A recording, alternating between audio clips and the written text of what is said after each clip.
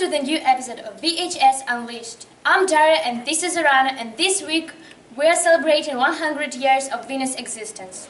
We've been in Venus only for 1 month, and while being here we heard a lot of things about this special place. But it's not enough to tell you everything, so our friends decided to help us. Stay tuned for really useful information we prepared for you today. Hi, I'm Santos Garcia from VHS Unleashed. I am here with Mr. White. Mr. White used to be the VHS principal and now retired, and now is our truancy officer.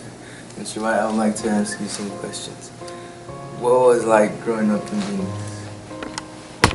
Thank you, Santos. I want to thank Mr. Underwood and the class for letting me come in this morning. I have been a resident of this community for about 45 years. And what it was like growing up here, times have changed. Because when I was y'all's age, Venus didn't look like it does right now. We only had a couple of gas stations. The school was very small. Each class only had 3 or 4 members. I remember when I was about 13 years old, I would go run the chain for the football team up behind across from transportation. They were 6 men, and that was the football field, that playground that stands behind the old elementary up there. Wasn't a lot to do. We didn't have cell phones. We didn't have internet in our house. Most of the roads in the area were gravel, and it was quite different than it is now. Everybody ate at home every night. Mom and Dad cooked your meals for you, and there wasn't a lot of eating out. We all had part-time jobs, whether it was washing cars down at Sun Martin Garage, which used to sit where the feed store is right now. That was a garage. And when I was about 14 years old, he'd hire me on Saturdays to come down and wash cars for him. I think I got $2 a car when I worked for Mr. Martin. I can remember gas was about 45 cents a gallon. You could get a loaf of bread for a dime, a gallon of milk for about 30 cents. But that was a long time ago. I'm getting up in the years, and that was probably 40 years ago. Venus has changed a lot in those years. How much has Venus changed since you were a child? Well, I'm just kind of touching on that. Those are some of the ways that it's changed. Let's see. The school was 1 room. It was K through 12. That's a little different than it is now. Not everybody, very few students had cars. Everybody rode the bus, and you were lucky that they had buses at the time. There wasn't a David supermarket. One of the things I remember too is when there was a grocery store out in Griffith Switch, south of town, and there was Mr. Green had a grocery store here in town. You could go in and charge your groceries. You would go in, he'd put it on your parents' account, and then when your parent got paid at the end of the week, they would go in and pay for the groceries. It's kind of a credit situation, which is a little different than it is now. There was no debit cards. People only got paid once a month. And the grocery stores allowed you to go get a loaf of bread or a gallon of milk, and you go in and pay your bill at the end of the week. There was one garage in town, Mr. Martin. If you were lucky enough to have a car, they weren't new cars, they weren't in warranty. Everybody had to get them worked on. Times have changed. Y'all are very fortunate for some of the things that y'all are able to do now and have now, and y'all need to appreciate that. Remember that your parents didn't have some of the things that y'all have now. What are some memorable moments here? Some of the moments. I remember when the school burned down. That was pretty traumatic. We weren't sure that they were going to get to rebuild the school at the time. There was threats of disbanding the Venus ISD and sending all the kids to Alvarado or Midlothian at the time. But there were some community members that made sure that didn't happen. Coach Underwood's father was one of those at the time.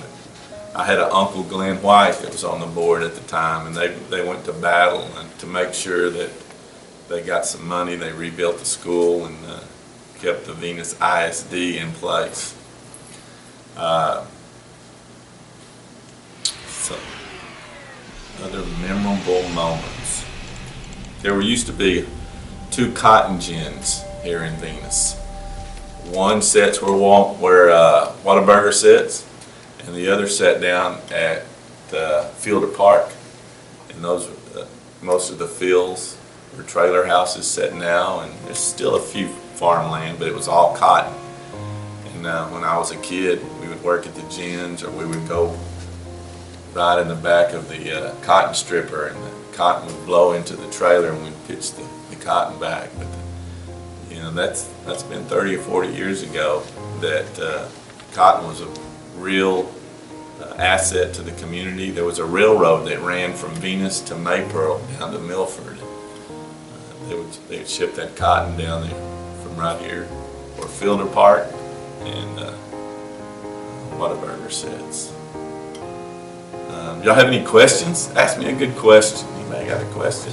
Memorable moments. I did used to referee Coach Underwood's basketball games. He was a pretty good athlete in his time. He was a good basketball player and a good baseball pitcher. I also was fortunate to teach his and his wife's Sunday school class at one time. They were they were a little older than y'all. So he's a longtime community member, and he bleeds the blue and gold like a few of us do. Any questions? Again, I want to thank you for allowing me to come today. This looks like a very exciting class. Remember that when I went to school, we didn't have classes like this. And again, you're very fortunate to be able to be a part of the Venus ISD. Thank you. Thank you for your time. It's fun. Hi, I'm Becca Dozal here with Miss Walker. I'm fixing to ask you a few questions about the 100th year anniversary of Venus. Miss Walker, thank you for your time. You're welcome. Can you describe some of the changes you've seen in Venus since you've been here? Well, so many. One thing, when I first came here, we had one building, and it had K through 12, and it was less than 100 kids at that point. We had one school bus and 9 teachers in the whole district. So of course now we have a fleet of school buses, 4 campuses, a gazillion teachers. What is your opinion on the growth of Venus? Oh, I think the growth of Venus is wonderful. People are beginning to recognize that this is a very nice little community to live in, and that our school system is just growing by leaps and bounds all the time. I'd like to see more businesses coming up. I think that would be a plus. It would be a plus for the schools because of sales tax. But I think the growth is outstanding. And what are some of the biggest changes in education you've seen here in Venus?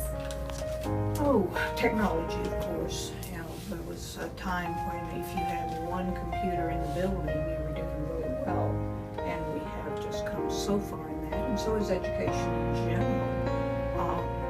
Also, we have a much better scope and sequence. We follow through from pre-K, right through senior year, trying to make sure that every child is educated.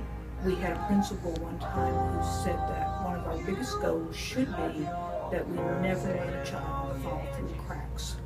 And we try really hard that we don't do that. What makes Venus so memorable to you? Venus means to me, it means it's my home, it's where I grew up. So. I found my interests like in band and keep up, and it's also my home. I've been here since 3rd grade. I'm here with Nathan Velvin. Nathan, what's your favorite memory of Venus? I'd probably say going to the football games. Those were a lot of fun. What do you like most about football games? Probably the crowd, just how good they get into the game. They're all screaming and yelling. Thank you, Nathan, for your time. Okay, one thing people didn't know about Venus, Texas was there used to be ghost sightings. Back in 2000, there was a family that saw shadows in the house.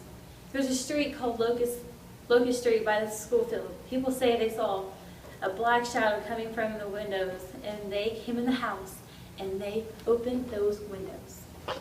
People's doors would open and the sirens would go off, but no one could see who it was. Skyler Mayo here, bringing you the history of Venus, Texas. Did you know it was originally called Gossip? Until its later development in the late 1880s, a man named J.C. Smith purchased 80 acres of abandoned cornfields in the northern corner of Johnson County and began to plan a town site. He named his new town Venus after the daughter of a local doctor. By 1888, the new town had a post office and a population of around 10 residents. Being the junction of two major railroads, Venus prospered for a time that was once a fast-growing communities in Johnson County. By the 1920s, Venus had its own schools, including a small college, several businesses, a weekly newspaper, the Venus Express, and a population which exceeded 800.